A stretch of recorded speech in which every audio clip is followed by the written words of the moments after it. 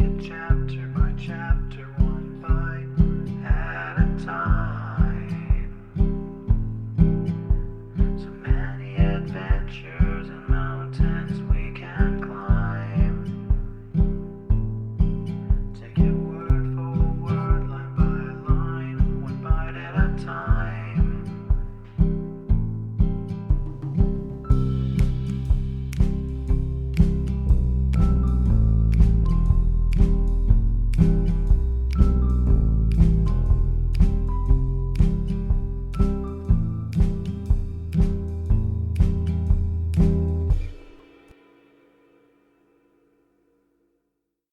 Welcome to Bite at a Time Books, where we read you your favorite classics one bite at a time. My name is Bree Carlisle, and I love to read, and wanted to share my passion with listeners like you. If you want to know what's coming next and vote on upcoming books, sign up for our newsletter at biteatatimebooks.com. Be sure to follow my show on your favorite podcast platform so you get all the new episodes. You can find most of our links in the show notes, but also our website, biteatatimebooks.com, includes all of the links for our show, including to our Patreon to support the show and YouTube, where we have special behind the narration of the episodes. We're part of the Bite at a Time Books Productions Network.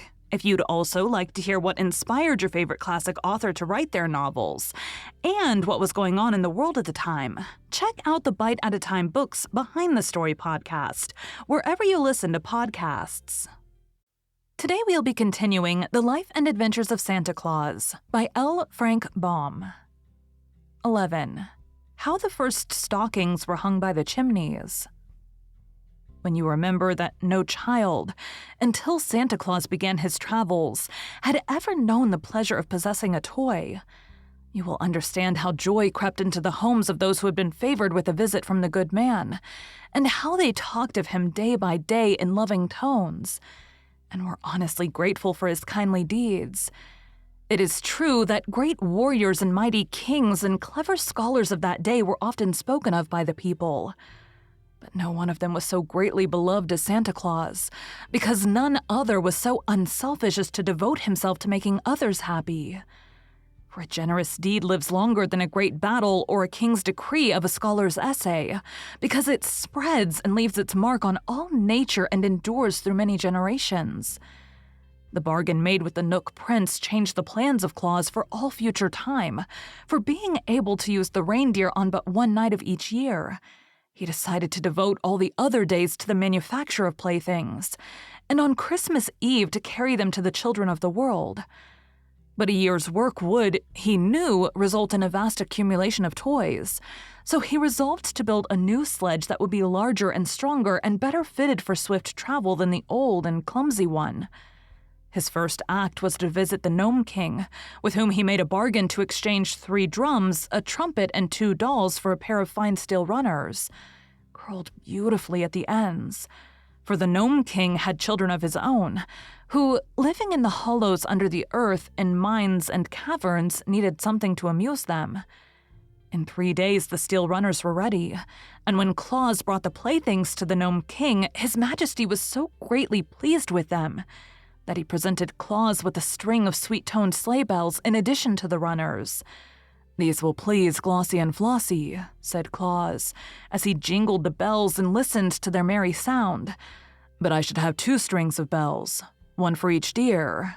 "Bring me another trumpet and a toy cat," replied the king, "and you shall have a 2nd string of bells like the first." "It's a bargain," cried Claus, and he went home again for the toys. The new sledge was carefully built, the Nooks bringing plenty of strong but thin boards to use in its construction. Claus made a high, rounding dashboard to keep off the snow cast behind by the fleet hooves of the deer, and he made high sides to the platform so that many toys could be carried. And finally, he mounted the sledge upon the slender steel runners made by the Gnome King. It was certainly a handsome sledge, and big and roomy. Claus painted it in bright colors, although no one was likely to see it during his midnight journeys. And when all was finished, he sent for Glossie and Flossie to come and look at it. The deer admired the sledge, but gravely declared it was too big and heavy for them to draw. "We might pull it over the snow to be sure," said Glossie, "but we would not pull it fast enough to enable us to visit the faraway cities and villages and return to the forest by daybreak." "Then I must add 2 more deer to my team," declared Claus, after a moment's thought. "The Nook Prince allowed you as many as 10. Why not use them all?" asked Flossie. "Then we could speed up like the lightning and leap to the highest roofs with ease." "A team of 10 reindeer!" cried Claus delightedly. "That will be splendid. Please return to the forest at once and select 8 other deer as like yourselves as possible. And you must all eat of the casa plant to become strong, and of the grawl plant to become fleet of foot, and of the marbin plant that you may live long to accompany me on my journeys. Likewise, it will be well for you to bathe in the pool of Neres, which the lovely Queen Zerlin declares will render you rarely beautiful. Should you perform these duties faithfully, there's no doubt that on next Christmas Eve, my 10 reindeer will be the most powerful and beautiful steeds the world has ever seen." So Glossie and Flossie went to the forest to choose their mates, and Claus began to consider the question of a harness for them all. In the end, he called upon Peter Nook for assistance, and Peter's heart is as kind as his body is crooked, and he's remarkably shrewd as well. And Peter agreed to furnish strips of tough leather for the harness. This leather was cut from the skins of lions that had reached such an advanced age that they died naturally. And on one side was tawny hair, while the other side was cured to the softness of velvet by the deft Nooks. When Claus received these strips of leather, he sewed them neatly into a harness for the 10 reindeer, and it proved strong and serviceable and lasted him for many years. The harness and sledge were prepared at odd times, for Claus devoted most of his days to the making of toys. These were now much better than the first ones had been, for the immortals often came to his house to watch him work and to offer suggestions. It was Nassil's idea to make some of the dolls say Papa and Mama. It was a thought of the Nooks to put a squeak inside the lambs, so that when a child squeezed them, they would say, "Bah!" And the Fairy Queen advised Claus to put whistles in the birds, so they could be made to sing, and wheels on the horses, so children could draw them around. Many animals perished in the forest, from one cause or another, and their fur was brought to Claus that he might cover with it the small images of beasts he made for playthings. A merry reel suggested that Claus make a donkey with a nodding head, which he did, and afterward found that it amused the little ones immensely. And so the toys grew in beauty and attractiveness every day, until they were the wonder of even the immortals. When another Christmas Eve drew near, there was a monster load of beautiful gifts for the children, ready to be loaded upon the big sledge. Claus filled 3 sacks to the brim and tucked every corner of the sledge box full of toys besides. Then at twilight, the 10 reindeer appeared and Flossie introduced them all to Claus. They were Racer and Pacer, Reckless and Speckless, Fearless and Peerless, and Ready and Steady, who with Glossie and Flossie made up the 10 who've traversed the world these hundreds of years with their generous master.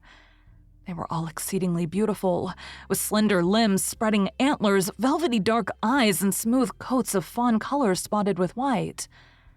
Claus loved them at once, and has loved them ever since, for they are loyal friends and have rendered him priceless service.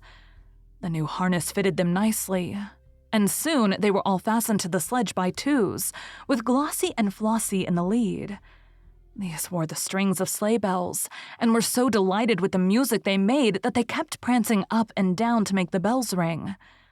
Claus now seated himself in the sledge, drew a warm robe over his knees and his fur cap over his ears, and cracked his long whip as a signal to start.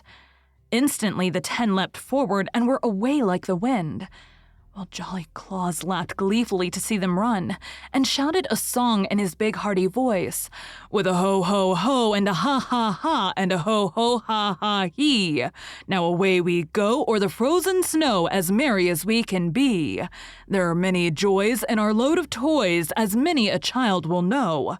We'll scatter them wide on our wild night ride o'er the crisp and sparkling snow. Now it was on this same Christmas Eve that little Margot and her brother Dick and her cousins Ned and Sarah, who were visiting at Margot's house, came in from making a snowman, with their clothes damp, their mittens dripping, and their shoes and stockings wet through and through. They were not scolded, for Margot's mother knew the snow was melting, but they were sent early to bed that their clothes might be hung over chairs to dry.